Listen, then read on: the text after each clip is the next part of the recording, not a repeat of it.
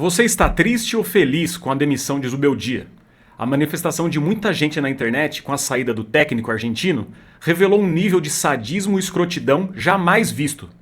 É sobre isso que a gente vai falar nesse vídeo. E também Crespo no São Paulo. Você aprova?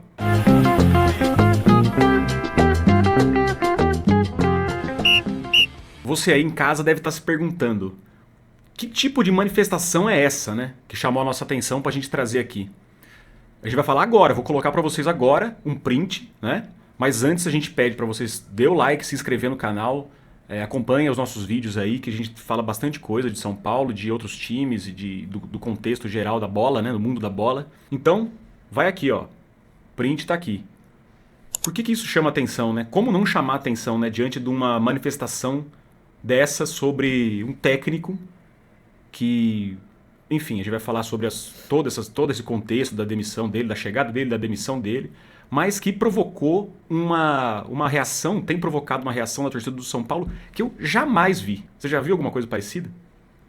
Nada parecido. Eu sempre falei, vou tentar ser mais direta nesse assunto, sempre falei que essa análise em relação ao Zubeldia ia além do futebol. Era uma implicância não só com, de repente, você não gostar do futebol que ele apresenta, mas com a figura dele. Com a figura, a cara, né? Inclusive, aquela história de ficar falando calça apertada, que eu falei uma vez, pode até deixar no card aqui, que eu acho que tá reparando demais, e que eu acho que revela uma coisa quase que sobre a psique, não sei se pode falar essa palavra, psique sexual, né, das pessoas. De alguma forma, ele engatilhava isso nos homens. Nos homens, que fique bem claro, né? E aí vocês acham que é normal alguém com milhares de seguidores no Twitter propor isso daqui com a demissão de um técnico do clube que ele ama, ou, enfim, diz que ama? E as respostas? Dá pra pôr as respostas também. Respostas de gente falando que já fez, não, que já fez, né? Já realizou essa proposta dele aí. A gente sabe que o Twitter é um lugar meio insalubre, né? É um hospício. Mas esse tipo de manifestação revela, sabe, um sadismo. Tipo assim, cara, beleza, o Zubeldia cumpriu o seu papel no São Paulo, encerrou a trajetória dele, técnicos vão e vêm, né? Ele aceitou ser técnico do São Paulo sob condições extremamente adversas, né? Ele foi o porta-voz do clube em momentos muito delicados. Ele foi exposto demais, né? E assim, isso revela coisas excelentes dele. Em contrapartida, nos últimos jogos, ele não conseguiu fazer o time jogar. E ele mesmo entendeu isso e pediu demissão, né? Pelo que a gente vê na mídia. Livrando o São Paulo, inclusive, de pagar uma multa enorme, né? Então, assim, demonstrou caráter, né? Demonstrou engajamento. A gente tem que refrescar a memória das pessoas e lembrar que o São Paulo, recentemente, teve o técnico que teve, o Cuca, por exemplo, em 2019, que não tinha compromisso nenhum, quis jogador, que o São Paulo contratasse jogador, o São Paulo contratou o Tietê e o Vitor Bueno a peso de ouro. Ele saiu meses depois, semanas depois, esses caras ficaram aí, São Paulo acumulando dívida, sabe? Um cara sem compromisso nenhum. O que eu acho é o seguinte, esse ódio, ele é fora de qualquer, assim, razoabilidade, entendeu? É um ódio que ele é desproporcional. Ele é desproporcional a alguém que teve seus erros, mas que, acima de tudo, sempre demonstrou paixão por estar no São Paulo. Entendeu? Então, como que... Isso, digo de mim... Eu não consigo direcionar tanto ódio pra alguém que demonstra tanta paixão e envolvimento com o clube que eu amo, que é uma das coisas que eu mais amo na minha vida, é o São Paulo. Eu não consigo conceber que exista, que surja e se fortaleça tanto esse tipo de movimento. Já falei outras oportunidades, eu gosto desse jeito intenso dele. Mas a intensidade acabou sendo até demais, né? E eu acho que figuras assim, muito autênticas e muito sanguíneas, como é o Zubeldia, se elas não forem corretamente resguardadas e respaldadas por uma direção competente, transparente e forte, acima de tudo, que é tudo que o São Paulo não tem, a chance dessas figuras muito intensas se queimarem e se desgastarem perante a opinião de todo mundo é muito grande, porque a exposição do Zubeldia era demais, ele que tinha que falar sobre todos os assuntos, porque os covardes da diretoria não fazem isso. Então eles jogavam ele pros leões, eles têm rede social, eles sabem muito bem o que tá sendo dito. Perfeito. Ou não, o que eles ficam fazendo o dia todo lá no Instagram. Uhum. E no Twitter, vendo essas coisas, certo? Então, eles permitiram que isso acontecesse. Sobre a base, que também foi um argumento muito utilizado pra acabar com o Zubeldia, né? O São Paulo decidiu institucionalmente que esses garotos jogariam a Copa São Paulo, não foi uma decisão do Zubeldia. Então, não vão para a temporada nos Estados Unidos e vão ficar jogando a Copa São Paulo aqui no Brasil. Ou seja, numa cronologia, temporalmente, não seria possível que o Zubeldia aproveitasse eles, porque eles tinham acabado de jogar a Copa São Paulo, entendeu? E nem isso a diretoria é composta de homens o suficiente pra poder vir dar a cara a tapa e falar, gente, isso não é responsabilidade do Zubeldia, isso foi uma decisão da direção do São Paulo e agora os meninos têm que ter aí um certo descanso dessa Copa São Paulo e vão ser aproveitados no momento oportuno, né? Como foram, mas não. Eles deixam o técnico se queimar com isso aí, ficar essa guerra da carne e é isso. Mais uma prova da covardia e da inépcia dessas pessoas. Segundo ponto que pra mim impactou agora a parte de futebol mesmo do Zubeldia, a instabilidade na posição dos volantes, tanto o primeiro quanto o segundo. Ano passado machucou o Alisson, machucou o Pablo Maia e... Nunca teve esse jogador. Estabilidade nessa posição. Aí teve que se virar com o Bobadilha, que é um jogador muito estável, e o Luiz Gustavo, que contra o Botafogo o São Paulo tinha conseguido segurar, resolveu fazer embaixadinha na meia-lua ali na frente do Rafael. Então é muito difícil você seguir consistente com uma defesa se você não consegue essa estabilidade na posição da volância.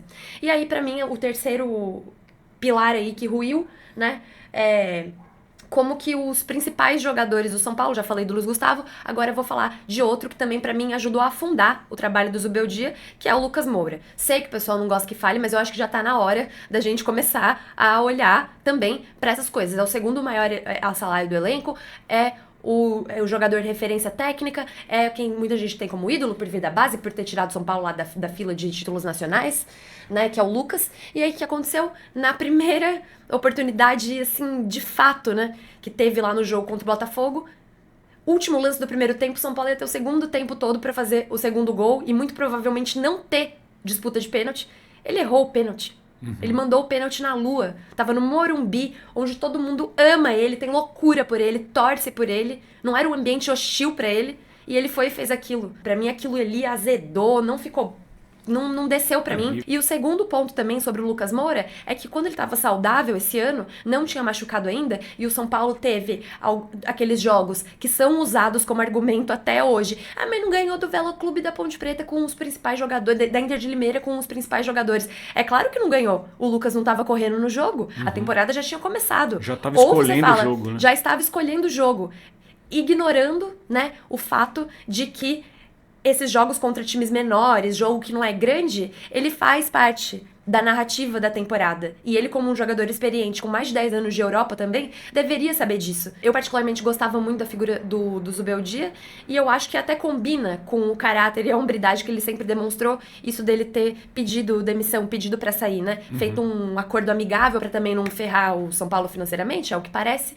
E é isso. Desejo toda sorte pra ele, pra comissão, porque sempre foi uma pessoa que respeitou o São Paulo, diferente de muitos queridinhos que passaram por aí, né? E todo mundo não fala nada, passa um pano. Então é isso. E a gente não sabe também. A gente aqui é um lugar de reflexão, né? Então, assim, a gente não sabe o que motiva, né? São muitos jovens que estão aí, gente que não viu o auge do São Paulo, que está insatisfeito, e que essa geração mais nova também, eles querem tudo de imediato, né? Então, assim, não tem essa capacidade de tentar enxergar a médio prazo.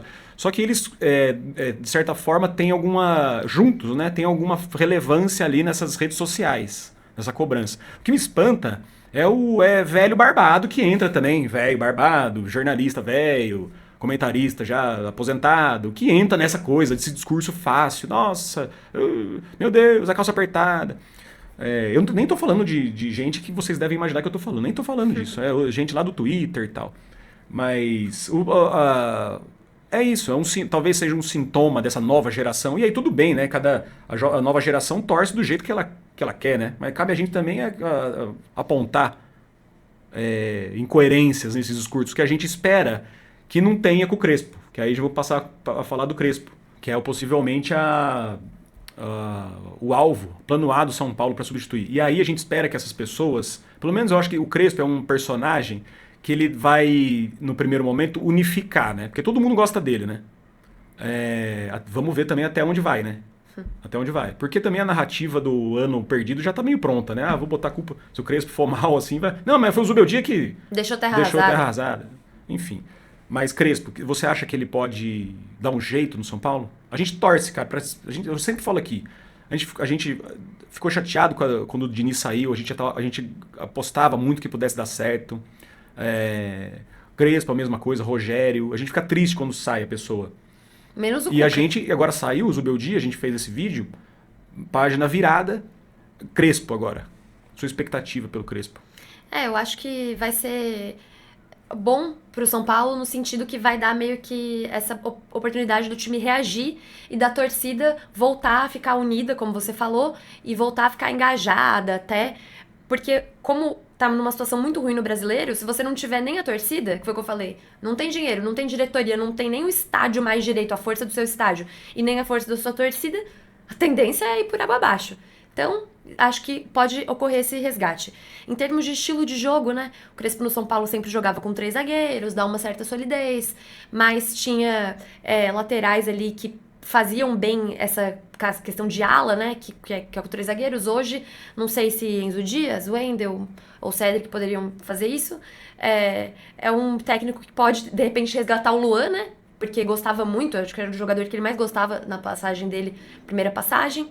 E aí pode dar mais solidez para essa questão da volância. É um cara decente também, né? Um cara que parece ter um bom caráter. E é isso. Mas eu não acho que mude tão radicalmente assim. No Brasileirão de 2021, ele comandou o São Paulo em 25 jogos, só foi vencer na 11ª rodada. Foram 25 jogos, 6 vitórias, 10 empates, 9 derrotas. 28 pontos, aproveitamento de 37,3%. E ele entregou pro Rogério Ceni na 25ª rodada em 13º lugar, né? Isso, a 3 pontos da zona de rebaixamento. Pelo menos agora ele vai ter... O São Paulo troca o técnico antes, né? Um pouquinho antes, tá na 12ª rodada. Ainda tem tempo pra... Tem muito jogo pela frente, né? Eu acho que é a preocupação, né? O brasileiro. Agora, porque se fosse as Copas, o Zubeldia pediu pra sair com 14 jogos de invencibilidade. Mas não jogava bem, mas não perdeu os jogos. 14 jogos de invencibilidade na Libertadores. Conseguia ter uma boa mobilização do time, mas eu acho que o Crespo também é bom de Copas. Né? Mas aí que tá, aquela coisa que a gente sempre fala. Não é porque tem um novo técnico que a diretoria não tem que assumir que, por exemplo, a Copa do Brasil não é prioridade. Exato. Não escalar Lucas Moura na Arena da Baixada, por exemplo, na véspera de viajar pra Colômbia. E o seu Lucas Moura tem que mostrar serviço agora. Agora tem que mostrar serviço. Ele tem que... Se não faz dieta, não se prepara, não é atleta, ele tem que estar inteiro para salvar o time da zona. É isso, né? É isso. O que vocês acham?